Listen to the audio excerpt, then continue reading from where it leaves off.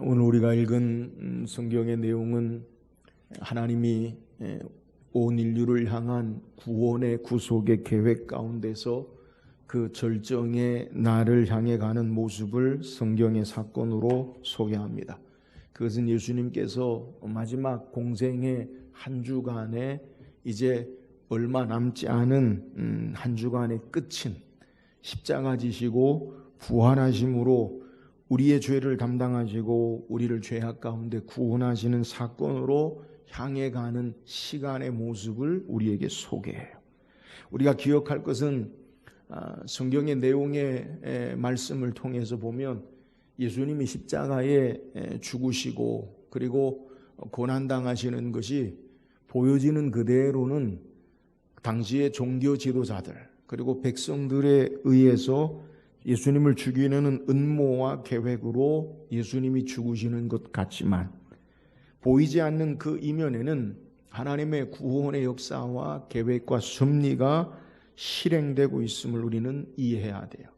우리는 마치 시계를 볼 때에 분침과 초침과 시침이 우리 눈에 보이지만 그 시계 안에 있는 여러 부속들이 톱니바퀴가 연결돼서 움직임으로 보여지는 것처럼 우리의 삶의 모습 가운데도 우리가 예수 그리스도의 십자가의 죽으심과 고난의 사건이 단순히 눈에 보여지는 그러한 모습이 아니라 하나님의 깊은 경륜과 섭리와 계획 가운데 움직여지고 있다는 것을 우리는 기억해야 돼요.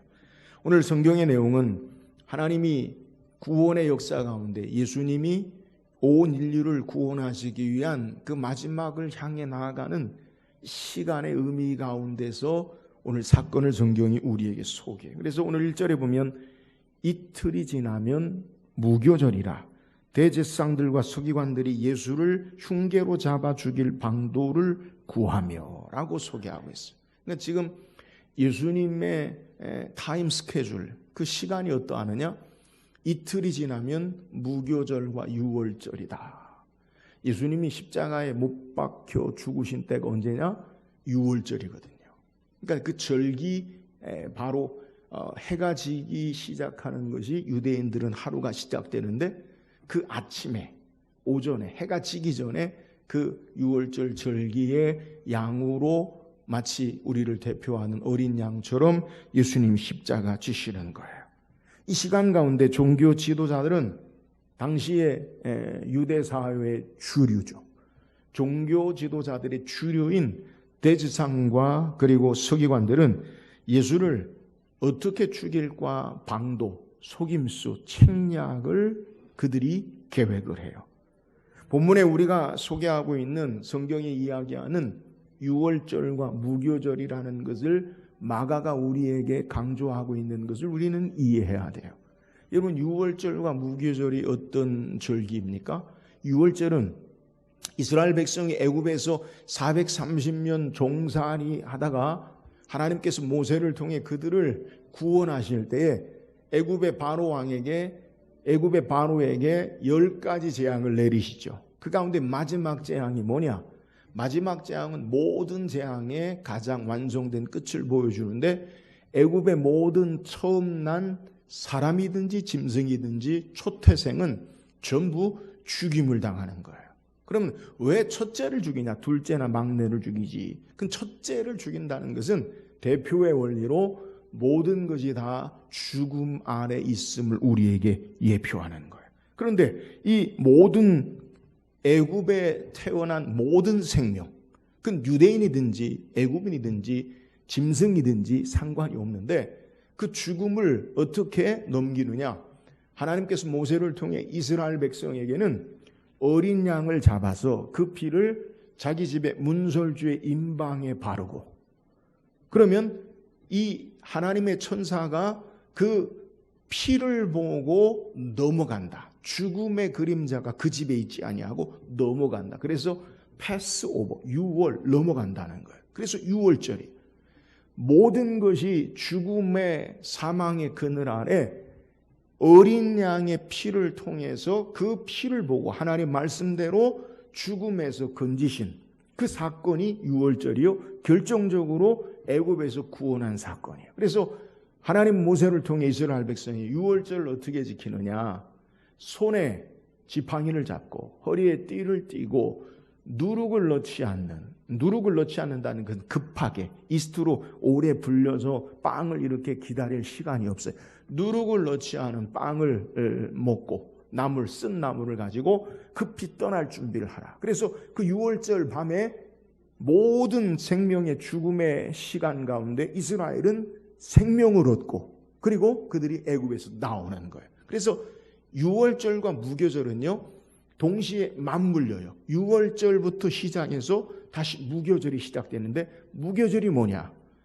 죽음에서 생명에서 건진 하나님의 백성들이 누룩이라는 죄와 세상에 오염되지 아니하는 거룩한 하나님 백성으로 산다라는 의미가 있어요. 그래서 이스라엘은 유월절과 무교절을 같이 지키게 되는 거예요. 그래서 이스라엘 백성이 유월절과 무교절의 절기가 되어지면 자기들을 생명에서 구원하신 하나님의 은혜를 기념하고 이제 애굽의 종살이가 아니라 하나님의 백성으로, 거룩한 백성으로 사는 그 의미를 가지는 것, 이것이 바로 유월절과 무교절이에요. 근데 예수님께서 십자가 지시고 죽으시고 부활하시는 사건에 언제 예수님이 죽으시고 부활하시느냐?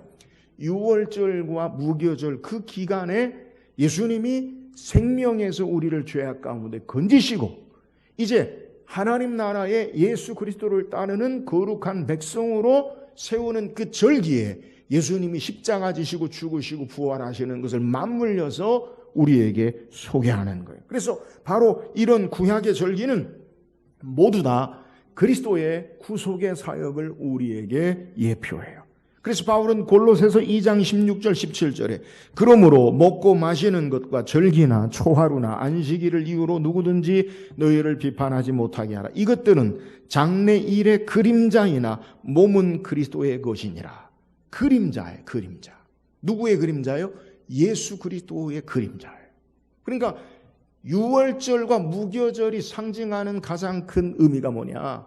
우리를 죽음 가운데, 애굽의 종살이 가운데 우리를 건지시고 하나님의 거룩한 백성 되게 하시는 그 절기, 그게 바로 예수 그리스도가 우리를 온 모든 죄악 가운데 우리를 건지시고 하나님 나라의 거룩한 백성으로 세우시는 구원의 역사를 이루게 하시는 그 사건이 바로 십자가의 죽으심과 구원의 사건임을 우리에게 소개하는 거예요. 예수님께서 친히 유월절에 어린 양을 대신해서 온전한 참된 번제 제물로 우리에게 드리시는. 그래서 세례 요한은 예수님이 세례받고 나오시고 가실 때 뭐라고 예수님을 향해 말하느냐? 보라, 세상 죄를 지고 가는 하나님의 어린 양이로다. 이게 맞춰지는 거예요. 그러니까 예수 그리스도가 유월절과 무교절의 십자가와 부활의 사건을 우리에게 행하신 것, 그것의 의미가 뭐냐? 그것은 바로 우리를, 이스라엘을 애굽에서 생명으로 구원하시고 하나님 백성 삼으셨듯이 온 인류를 죄악 가운데 우리를 건지시고 하나님의 백성 삼으시는 역사를 우리에게 소개하는 거예요. 자, 이러한 삶의 모습 가운데 세상은 여전히 주님에 대해서 행하시는 일을 이해하고 알지 못하고 적대적으로 예수님을 죽이려는 음모를 꾸미는 거예요.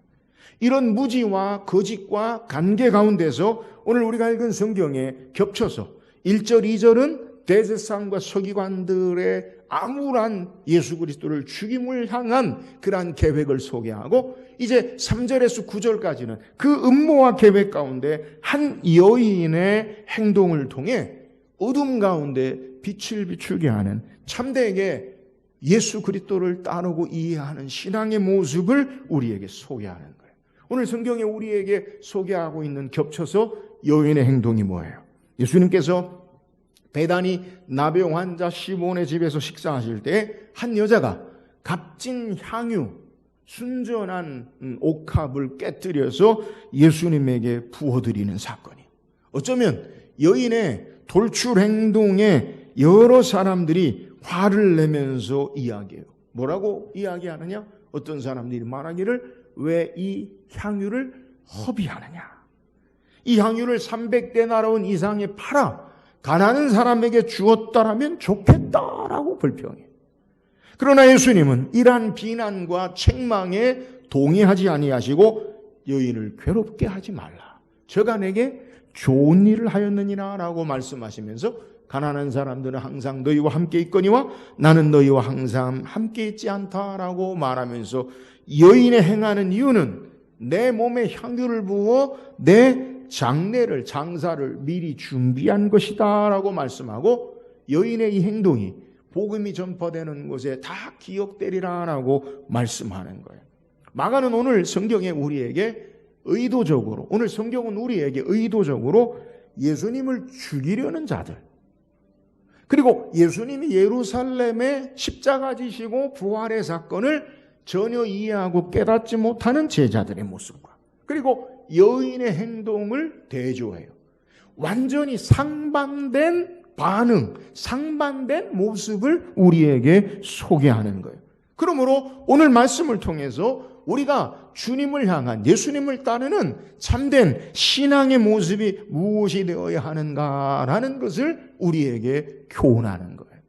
여인의 행동, 그리고 대제사장과 서기관들의 모습, 그리고 여인의 행동에 대해서 반응하는 자들을 대조하면서 참된 신앙이 무엇이냐, 이것을 우리에게 소개한다는 거예요. 오늘 여인의 행동에서 대표적으로 오늘 성경이 우리에게 말씀하고 있는 내용이 뭐예요? 오늘 본문 내용에 보면 여인의 행동에 대해서 어떤 사람들이 말하기를 왜 이같이 허비하느냐라고 소개해요. 반면에 예수님은 뭐라 이야기하냐면 허비한다라는 데 동의하지 아니하시고 그간에게 좋은 일을 하였느니라라고 말씀한다는 거예요. 여인의 행동에 대해서 한쪽은 제자들은 허비한다, 어떤 사람들은 허비한다라고 말하고 예수님은 좋은 일을 내게 행한 것이다 라고 말씀한다는 거예요. 오늘 14장 4절에 어떤 사람이 화를 내어 서로 말하되 어찌하여 이 향유를 허비하는가. 자, 뭐라면서 이야기하느냐? 화를 내면서 이야기, 분노하면서 허비하는가. 본문에 허비한다라는 의미의 헬라 의미를 보면 낭비, 손실, 멸망, 파멸의 의미를 가지고 있어요. 그러니까 예수님에게 여인이 한 행동이 어떤 행동이냐? 파괴적이고 손해를 입히는, 그리고 멸망에 낭비하는 행동이다라고 우리에게 소개하는 거예요. 예수님이 예루살렘에 지금 왜 오셨는가? 이제 유월절과 무교절 절기에 예수님이 행하실 사건, 십자가의 사건을 도무지 이해하지 못하고 예수님이 반복해서 계속해서 제자들에게 예루살렘에 올라가 대제사장과 서기관들, 장로들에게 고난을 받고 죽임을 당하고 제3일에 살아나야 한다는 것을 계속해서 말씀하셨음에도 불구하고 주님의 말씀을 전혀 이해하지 못하고 그러면서 여인의 행동에 대해서 화를 내고 분노하고 파괴적이고 낭비하는 행동이다라고 그렇게 이야기하는 거예요. 예수님은 이런 해석에 동의하지 않으세요. 예수님은 여인의 행동에 대해서 말씀하시기를 6절에 보니까 예수께서 이르시되 가만두어라, 너희가 어찌하여 그를 괴롭게 하느냐, 그가 내게 좋은 일을 하였느니라. 여기서 말하는 좋은 일이라는 것은요, 아름다운 일, 선한 일, 착한 일을 이야기해요. 여러분 보세요. 예수님이 어떤 분이신지를 바로 알고 신앙하는 자에게는 아름다운 일, 선한 일이 되어지고, 예수님을 바르게 알지 못하고 예수님이 어떤 분이신지를 바르게 믿고 신앙하지 않는 자는 예수님에 대해서 파괴적인, 낭비되는 그러한 모습으로 해석하고 있다는 거예요. 예수님이 어떤 분이시냐, 이것을 바르게 알지 못하면 삶의 모습 가운데 파괴적이고 낭비하는 것처럼 보여지는 삶으로 예수 그리스도의 행동에 대해서, 예수님에 대해서 반응하고, 예수님이 어떤 분이신지를 바로 알면 예수님에 대해서 예수님이 인정하시는 선하고 아름다운 좋은 일을 행하는 신앙의 삶의 모습을 산다는 거예요. 저는 말씀을 통해 우리의 신앙은 허비하는 신앙의 파괴적인 모습으로 우리의 삶을 바라보고 우리가 신앙하는가, 주님을 따르는가, 아니면 향기나고 선하고 좋은 일에 신앙의 모습으로 주님을 바르게 알고 신앙하는가, 우리가 말씀을 통해 살펴보고 우리의 삶은 주께서 인정하시는 아름다운 선한 향기 나는 신앙의 삶이 되기를 주의 이름으로 축원합니다. 그렇다면 오늘 성경이 우리에게 대존하는 극명한 차이가 나는 그 이유가 무엇입니까? 오늘 3절 읽어보세요. 3절 시작. 식사하실 때 한 여자가 매우 값진 향유 곧 순전한 나드 한 옥합을 가지고 와서 그 옥합을 깨뜨려 예수의 머리에 부으니. 예수님께서 오늘 마가복음은 베다니 나병 환자 시몬의 집에서 식사하시는 것으로 소개해요. 오늘 여인이 향유를 붓는 사건은 사복음서 마태, 마가, 누가, 요한복음에 공통적으로 기록되어 있어요. 그런데 마태복음과 마가복음에는 베다니 나병 환자 시몬의 집이라고 기록하고 있는데요. 요한복음에는 누구의 집으로 기록하고 있느냐? 나사로와 함께 나사로가 잔치를 베풀고 나사로와의 누이였던 마르다와 마리아가 등장해요. 그러면 마태와 마가가 소개하는 베다니 나병 환자 시몬의 집과 요한이 소개하고 있는 나사로의 집의 차이가 뭐냐는 거예요. 목사님, 성경이 그러니까 틀린 거예요. 고등비평학자들, 현대신학자들은 이 성경이 안 맞는다 이렇게 이야기해요. 근데 전통적으로 이 성경을 해석할 때에 나병 환자 시몬이 누구냐?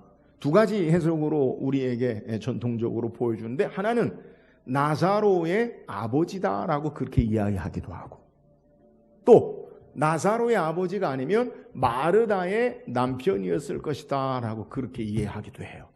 여튼 베다니 나병 환자, 베다니라는 예루살렘에서 북동쪽 약 3km 떠나진 가난한 자들이, 베다니라는 것은 가난한 자들 그리고 버림받은 자들, 그런 동네에 사는 그런 모습이 이름의 뜻이, 그 베다니라는 곳에 여튼 시몬이 이 나사로의 아버지든 아니면 마르다의 남편이든 그 집에 잔치하고 있는 것을 우리 같이 보아야 돼요. 자, 여기에서 이 식사 시간에 일반적이지 않은 사건이 발생해요. 그게 뭐냐? 오늘 성경에 이름이 나오지 않지만 한 여자가 예수님께 나드 옥합을 깨뜨려서 예수님께 부어드리는 것이. 일반적으로 유대인들은 귀한 손님이 집에 오면 종들을 향해 발을 씻고요. 그리고 그 손님이 손과 발을 씻고 그 머리에 향유, 기름을 한두 방울 떨어뜨려줘요. 그래서 그 집에 들어올 때에 대접받는, 이렇게 향이 나는 그러한 모습으로. 근데 예수님에게 이 여인은요, 한두 방울이 아니라 옥합은 이 도자기로 만든 주둥이가 좁은 의미의 한 자기로 만든 그런 옥합을요, 주둥이를 조금 쩔쩔쩔, 이 주둥이가 좁아지니까, 안에는 넓고 주둥이가 좁아지니까 조금씩 나오잖아요. 이걸 깨뜨려서요, 다 예수님께 쏟아 부어드리는 행동을 행하는 거예요.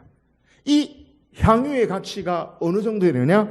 5절에 보면 이 향유를 300데나리온 이상에 팔아. 그러니까 한 데나리온, 우리가 늘 성경을 통해 들은 대로 노동자 하루 품삯. 그러니까 300데나리온이면 1년을 모아야 되는 귀한 가치가 있는 거예요. 이것을 볼 때 분노하면서 예수님에게 이 여인의 행동에 대해서 화를 내면서 오늘 4절에 어떤 사람들이 화를 내어 서로 말하되 어찌하여 이 향유를 허비하는가 라고 이야기하는 거예요. 분노하면서 화를 내요. 이 본문의 사건을 병행 구절인 사복음서에 다 기록되어 있는데, 요한복음에 보면 이 등장하는 사람들의 이름에 대해서 우리에게 정확하게 요한은 소개해요. 요한복음 12장 4절 5절에 보니까 제자 중 하나로서 예수를 참아줄 가룟 유다가 말하되 이 향유를 어찌하여 300데나리온에 팔아 가난한 자들에게 주지 아니하였느냐라고 말하고 있어요. 누가 이렇게 화를 내고 말한 거예요? 가룟 유다가요. 가룟 유다가. 그러면 왜 가룟 유다는 이렇게 이야기하느냐? 오늘 여인에 대해서 요한복음 12장 2절에는 마리아라고 소개해요. 마리아가 한 행동에 대해서 가룟 유다는 왜 이렇게 화를 내고 분노하느냐? 이유가 뭐냐는 거예요. 여인이 자기의 귀한 1년치나 되는 그러한 금액의 귀한 것을, 향유를 예수님께 쏟아붓는 데 대해서 가룟 유다는 화를 내요. 그리고 오늘 성경에 그 화가요, 분노하는 것이 정당한 것처럼 보여지는 것처럼 이야기해요. 뭐라고 이야기합니까? 5절에 이 향유를 300데나리 이상에 팔아 가난한 자들에게 줄 수 있었겠도다 라고 하면서 그 여자를 책망해요. 여러분 언뜻 보면요, 가룟 유다가 말하는 것이요, 합리적이고 일반적으로 맞는 이야기 같아요. 근데 예수님은 그 가룟 유다의 말에 대해서 전혀 동의하지 않아요. 괴롭게 하지 말라. 그러면 가룟 유다가 한 행동과 여인의 행동의 의미가 뭐냐? 여러분 이렇게 상반된 행동의 의미가 뭐냐? 요한복음 12장 6절에 보면 가룟 유다가 왜 이렇게 말했는지의 숨은 의도를 요한은 우리에게 소개한대. 이렇게 말하면 가난한 자들을 생각함이 아니며 그는 도둑이라 돈꾀를 맞고 거기 넣는 것을 훔쳐감이라. 여러분 왜 그렇게 이야기해요? 가난한 자들에게 팔아주면 좋았을 것을 하면서 여인을 책망하는 이유는 그것을 자기 수중의 탐욕으로 그것을 자기 것으로 가지지 못하는 마음으로 이야기하는 거예요. 겉은 그럴듯하게 가난한 자들에게 팔아주면 좋지 않느냐라고 일반적인 그러한 옳은 이야기를 하는 것 같지만 그의 속은 탐욕과 욕심을 가지고 여인의 행동에 대해서 자신의 탐욕과 이익이 사라지는 것에 대해서 분노하고 있음을 우리에게 소개하는 거예요. 여러분 오늘 예수님을 향한 여인의 행동과 그리고 가룟 유다가 말하는 내용의 차이가 뭐냐? 여인은 왜 그렇게 옥합을 깨트려서 예수님께 부어드립니까? 예수님께 향유를 부어드리는 것, 값비싼 향유 12온스라고 약 340g 되는 향유를, 순전한 나두 향유를 예수님께 쏟아 부어드리는 것은 주님께 드리는 것이요 전혀 아깝지 않은 거예요. 예수님께 여인이 향유를 쏟아 부어드리는 그 행동이 뭐냐? 그것은 바로 예수님을 향한 사랑함으로 자신의 가장 귀한 것을 깨뜨려 드리는 마음이요, 가룟 유다가 화를 내고 분노하는 것은 예수 그리스도를 통해 자신의 이익이나 유익, 욕심을 채우려는 마음에 분노하고 화내는 것을 우리에게 소개하는 거예요. 가룟 유다의 눈에는 자기의 욕심과 탐욕을 보면 마리아의 행동은 낭비요 허비하는 거예요. 왜요? 예수님을 따르는데 가룟 유다는 주님을 사랑함으로 주님을 따르는 자가 아니요 도적이라 자기를 예수 그리스도를 향한 따름으로 말미암아 자기의 유익과 이익과 욕심이 무엇인지에 초점을 맞추고 주님을 따름으로 말미암아 정당한 주장 같아 보여도 사탄의 도구로 사용하고 있는, 사용당하는 순간임을 우리에게 소개하는 거예요. 사랑하는 여러분, 우리의 신앙의 모습도 마찬가지. 우리가 주님을 어떤 자세로 따르느냐? 여인처럼 주님을 사랑함으로 주님을 따른다면 주님을 향한 우리의 삶의 행동이 전혀 아깝거나 아니면 인색하지 않음에도 주님을 향한 나의 이익과 유익과 기대와 욕심을 따라 주께로 향해서 내가 주님을 믿고 따르는데 나의 탐욕과 욕심과 이기적인 마음이 목적이 있다면, 그렇다면 삶의 모습이요 계산적이 되어지는 것을 우리에게 소개하는 거예요. 사랑하는 여러분, 우리는 이 땅에 어떤 신앙의 삶을 살아야 하느냐? 주께서 나를 어떻게 사랑하시는가? 그 사랑에 바르게 응답하고 그 사랑 안에 주님을 따른다면 우리의 삶을 사랑으로 주님을 예배하고 섬기고 따르는 삶의 모습이 되어야지, 이기적인 탐욕과 욕심으로 주를 믿음으로 말미암아 내게 주어지는 이익이 무엇이냐? 예수 그리스도를 따름으로 내가 가져야 할, 누려야 할 그러한 나의 복된 삶의 욕심과 탐심에 근거하는 것이 무엇인가라는 것을 행할 때 우리의 신앙의 삶의 모습이 달라짐을 우리에게 소개하는 거예요. 사랑하는 여러분, 오늘 마리아처럼 주님을 사랑함으로 나의 이기적인 욕심과 탐심이 아니라 순전하게 주님을 사랑함으로 주님을 따르고 주 앞에 우리의 삶을 드리는 저와 여러분 되기를 주의 이름으로 축원합니다. 또한 본문을 통해 여인의 행동에 대해서 주님이 뭐라 말씀하십니까? 오늘 8절 보세요. 8절 시작. 그는 힘을 다하여 내 몸에 향유를 부어 내 장례를 미리 준비하였느니라. 자, 이 여인이 예수님께 향유를 드린 행동에 대해서 괴롭게 하지 말라. 그가 내게 좋은 일을 하였느니라라고 말씀하신 이유가 뭐냐? 그는 힘을 다하여 행한 것임을 우리에게 소개하고 있어요. 여러분, 힘을 다하여라는 의미가 무엇입니까? 헬라어로 자기가 갖고 있는 것, 할 수 있는 것을 다 했다라는 거예요. 그러니까 자신의 한계까지, 한계를 넘어서 주를 향해 삶을 드리는 모습을 우리에게 소개해요. 그러니까 여인이 옥합을 드리는 것은 자신의 전 존재를 드리는 거예요. 앞에 소개했듯이 사람에게 이 옥합 향유를 부을 때는, 향유를 줄 때는 한 방울 두 방울 이렇게 떨어뜨려서 그것으로 향기가 가득하게 할 수 있어요. 근데 여인은요, 한 방울 두 방울이 아니라 옥합을요 완전히 깨뜨렸어요. 오늘 본문에 병행구절인 마태마가 누가 요한복음에 이 향유를 어떻게 소개하느냐?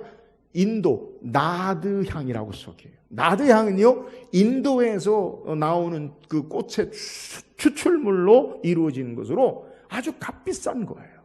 근데 그것을요, 주님을 향해서 아깝지 않게 자신의 가장 귀한 것, 전 존재를 다 드리는 것을 우리에게 소개하는 거예요. 오늘 예수님이 그에 대해서 아름다운 일, 선한 일, 주님을 향한 것으로 우리에게 평가하는 것 가운데 예수님 뭐라 말씀하시면 저가 힘을 다하여서 행했다라는 것에 우리는 좀 묵상할 필요가 있어요. 여러분, 힘을 다한다. 이것은 자신의 전 존재를 향해서 드리는 거예요. 우리는 마가복음을 묵상하면서 예수님께서 성전에 올라가셔서 성전에 헌금함에 연복에 돈 넣는 것을 보시고 예수님이 주목하시고 칭찬하셨던 사람이 있어요. 누굽니까? 부자도 헌금함에 돈을 넣고 가난한 과부가 2렙돈 넣는 것을 예수님이 주목하셨어요. 그러면서 예수님이 그 가난한 과부의 2렙돈 넣는 것을 보시고 뭐라 말씀하시냐면 마가복음 12장 44절에 그들은 다 풍성한 중에 넣었거니와 이 과부는 그 가난한 중에서 자기의 모든 소유 생활비 전부를 넣었느니라. 여러분, 전부라는 의미를 제가 해석할 때 마음을 다하고 목숨을 다하고 힘을 다하고 뜻을 다하여. 오늘 본문 뭐라고 예수님 소개해요?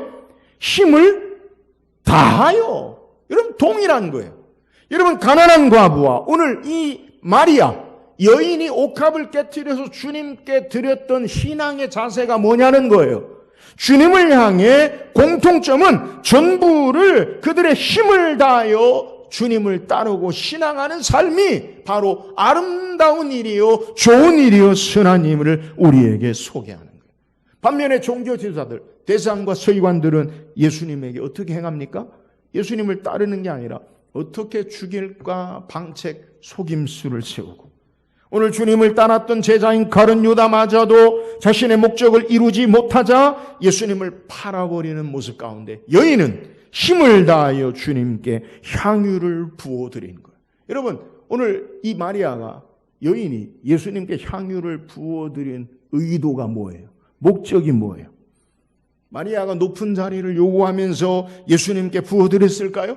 자신의 소원을 이루기 위해 예수님께 부어드립니까? 예수님을 향해서 옥합을 다 자신의 존재를 드린 것은 자신이 예수님을 통해서 무엇인가를 얻으려고 한 행동이 아니라 최선의 것을 예수님께 드린 것, 참된 헌신은 그의 삶을 다 드리는 모습임을 우리에게 소개하는 거예요. 사랑하는 여러분, 오늘 여인은 자신의 전부를 힘을 다하여 주 앞에 드렸어요. 오늘 예수님이 주목하시고 칭찬하시는 아름다운 신앙의 모습이 여기 있어요. 우리는 주님을 어떻게 모시고 따르냐? 주님은 우리에게 전부를 주셨는데 우리는 주님에게 부분을 드리는 거예요. 주님은 우리에게 전부가 우리의 삶의 모습인데 우리는 주님을 향한 전부가 아니라 나의 이익과 욕심을 향한 나의 원하는 것을 위한 것의 수단이 되어지는 거예요. 사랑하는 여러분, 예수님이 칭찬하시는 참된 주 앞에 주님을 따르는 신앙의 자세는 우리의 삶을 온전히 다 드리는 신앙을 요구하세요. 이것이 바로 주님으로 사는 자의 신앙의 고백이에요. 하나님이 세상을 창조하실 때 모든 것을 우리에게 허락하시고 하나님으로 살도록 창조하셨어요. 이게 본래의 모습이에요. 우리가 주님을 전부를 향해 드리는 모습은 우리로 살지 아니하고 예수 그리스도로 사는 자임을 우리에게 알게 하시기 위함이에요. 참된 신앙은 예수님으로 사는 자예요. 사랑하는 여러분, 우리 자신의 삶이 주인이 되어지고 내가 세상의 계획과 삶으로 계획하고 이루려는 삶이 아니라 주님을 온전히 의지하고 예수 그리스도로 사는 참된 온전한 우리의 삶을 드리는 여인의 아름다운 선한 신앙의 모습을 본받을 수 있기를 주의 이름으로 축원합니다. 가장 귀한 것을 깨트려서 주님께 드려지는 것, 나의 삶을 온전히 드리는 것, 이것이 주님을 따르는 신앙의 자세. 주님 앞에 내 삶을 드리면 우리는 주님 의지하고 사는 것, 주님만 의지하고 사는 것. 오늘 우리의 신앙이 예수 그리스도를 온전히 의지하고 여인처럼 우리의 삶을 드리는 귀한 은혜가 있기를 주의 이름으로 축원합니다. 또한 예수님 앞에 칭찬받았던 여인의 신앙의 모습이 뭐예요? 오늘 8절 하반절에 내 장사를 미리 준비하였느니라. 여인의 행동에 대해서 왜 괴롭게 하지 말라? 책망하는 제자들을 향해서 그는 내게 좋은 일을 하였느니라 라고 예수님 말씀하신 이유가 뭡니까? 여인의 행동에 대해서 예수님은 그 의미를 정확하게 말씀하세요. 왜 마리아가 예수님께 향유를 쏟아 부어드렸느냐? 그것은 예수님의 죽으심의 장사를 미리 준비하였다는 거예요. 무슨 말씀입니까? 유대인 관습 가운데 사람이 죽으면 우리도 염한다고 그러지, 염. 그죠? 사람을 이렇게 묶어요. 그러면 염하고 시신이 부패하기 시작하니까 향유를 시신에 부어서 그 부패하고 있는 냄새를 장사 기간 동안에 그것을 방지하는 거예요. 그러니까 죽은 시신에는 염을 하고 향유를 이렇게 부어요. 그래서 그 썩는 냄새를 좀 이렇게 무마시키기 위해서. 여러분, 예수님이 십자가 지시고 죽으시고 난 이후에 아리마대 사람 요셉의 무덤에 예수님이 안치되죠. 근데 예수님이 십자가에 내려서 안치된 이후에 향유를 누가 부으려고 했어요? 우리가 이제 부활절 되면 꼭 말씀을 묵상하는 내용 가운데 하면 마가복음 15장에 막달라 마리아와 또 다른 여인이 예수님께 뭘 하려고? 향품을 가져다가 부으려. 그죠? 근데 향품을 가져다 부으려고 했는데 향품을 부었어요? 못 부었어요? 못 부었어요. 왜요? 예수님이 그가 여기 계시지 않고 부활하셨느니라. 그러니까 이 예수님의 죽으심에 미리 내 장사를 준비하였느니라 라는 것은 예수님의 죽으심의 의미를 알고 예수님의 장사를 준비한 행동임을 우리에게 소개하는 거예요. 여기서 우리는 궁금증이 생겨요. 그러면 어떻게 이 여인은, 마리아는 그것을 알았을까? 그잖아요? 예수님이 십자가 지시고 죽으신다는 것을 다 이해하지 못하고 있는 이 시점에 마리아는 어떻게 알았냐는 거예요. 여러분, 누가복음에 보면 이 마리아의 행동에 대해서 성경이 우리에게 소개할 때 누가복음 10장 39절에 보니까 그에게 마리아라 하는 동생이 있어 주의 발 아래 앉아 그의 말씀을 듣더니 라고 소개하고 있어요. 마리아는 어떤 자냐? 주의 말씀의 발 아래. 고대 랍비들이 말할 때 그의 발 아래 앉아 말씀을 집중하여 배우는 자세를 소개해요. 그러니까 주님의 말씀을요, 그는 평상시에 잘 듣고 알았어요. 주님이 말씀하시는 것을 참된 의미를 듣고 깨달았어요. 그래서 예수님이 이제 결정적으로 마지막 예루살렘에 올라가 고난을 받고 죽임을 당하고 십자가 지시고 부활하신다는 그 사건의 의미를 이해하고 주님 앞에 한두 방울 향유를 붓는 것이 아니라 그에게 눈물로, 요한복음에는 발을 씻겼다, 머리털로. 그에게 다 향유를 쏟아부어 드리면서 그의 죽으심을, 구속의 사역을 알고 장사한 것을 우리에게 소개하는 거예요. 마리아는 예수의 발 아래 앉아 주의 말씀을 주의 깊게 그 말씀을 듣고 배운 자였어요. 그래서 예수님이 예루살렘에 올라가 고난을 받고 죽임을 당하고 제3일에 살아나리라 하신 말씀을, 그것을 듣고 장사를 준비한 것임을 우리에게 소개하는 거예요. 종교 지도자들은 예수님을 죽일 것을 의논하고 10절에도 우리가 읽지 않았지만 다음에 살펴볼 것은 12제자인 가룟리아도 예수를 팔아넘길 생각을 하는데 예수님의 고난과 죽으심을 알고 미리 준비하는 아름다운 신앙이 마리아에게, 여인에게 있음을 우리에게 소개하는 거예요. 사랑하는 여러분, 마리아의 이 신앙은요, 하루아침에 된 게 아니에요. 기억하세요. 갑자기 어느 날 돌출적으로 향한 일이 아니라는 거예요. 이틀이 있으면 유월절과 무교절이라. 성경이 우리에게 의미하는 의미가 뭐예요? 예수님이 이 땅에 오셔서 십자가 지시고 죽으시고 부활하시는 그 대속의 사역을 예수님 말씀을 가르침을 받고 말씀을 깨닫고 그 말씀을 따라 예수님의 이제 장례를 미리 준비하는 모습을 우리에게 소개하는 거예요. 마리아가 예수님 말씀에 귀 기울여 듣고 깨닫지 못했다면 여인의 아름다운 좋은 선한 행동이 나오지 않는 거예요. 마리아는 주의 말씀 앞에 겸손히 부복하고 그 말씀을 듣고 주님의 말씀의 의미를 깨닫고 주님을 바르게 알고 미리 장사를 준비한 예수님이 인정하시는 칭찬받는 좋은 일을 행한 것을 우리에게 소개하는 거예요. 여러분, 우리의 신앙이요, 준비되어서 말씀을 따라 순종하고 그 말씀을 따라 바르게 이해하고 믿음의 삶을 살아갈 때 우리의 삶에 바른 신앙으로 나아갈 수 있음을 깨달아야 돼요. 아이들이 학교에서 이제 시험을 보잖아요. 그러면 언제 공부해야 합니까?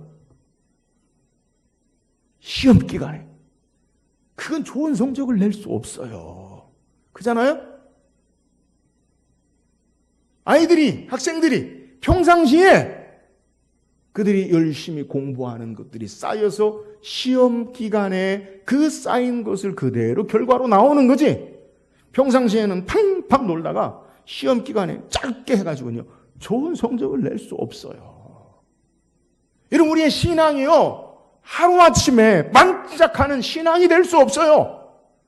하나님의 말씀을 쫓아 말씀을 따라 믿음으로 순종하고 행동하고 깨닫고 그 말씀을 따라 우리의 삶이 살다가 주께서 말씀하신 의미를 바르게 깨닫고 여기에 하나님의 은혜와 능력과 도움과 기적과 믿음의 역사가 나타나는 거예요.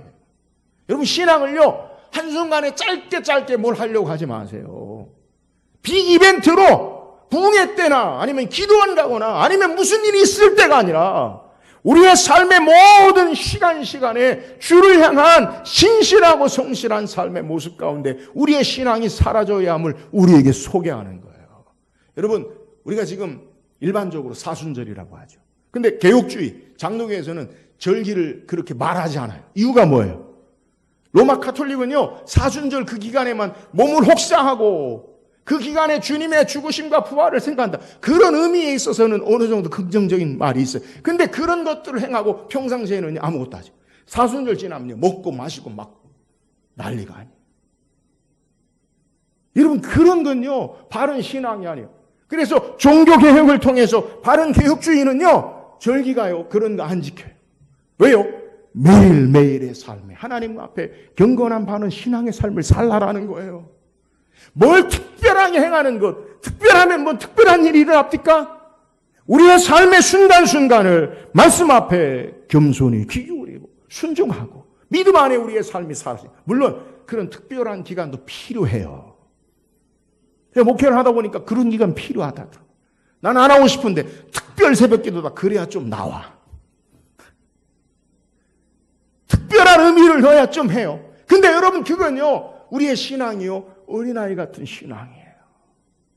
날마다 우리의 삶 가운데 주의 말씀 앞에 삶을 내어드리고 하나님 앞에 말씀을 따라 순종하고 나아가는 삶이, 그것이 우리에게 삶을 더 풍성하게 하고 이것이 쌓여서 우리의 삶에 하나님의 능력과 은혜의 역사를 삶 가운데 체험하게 하는 거예요.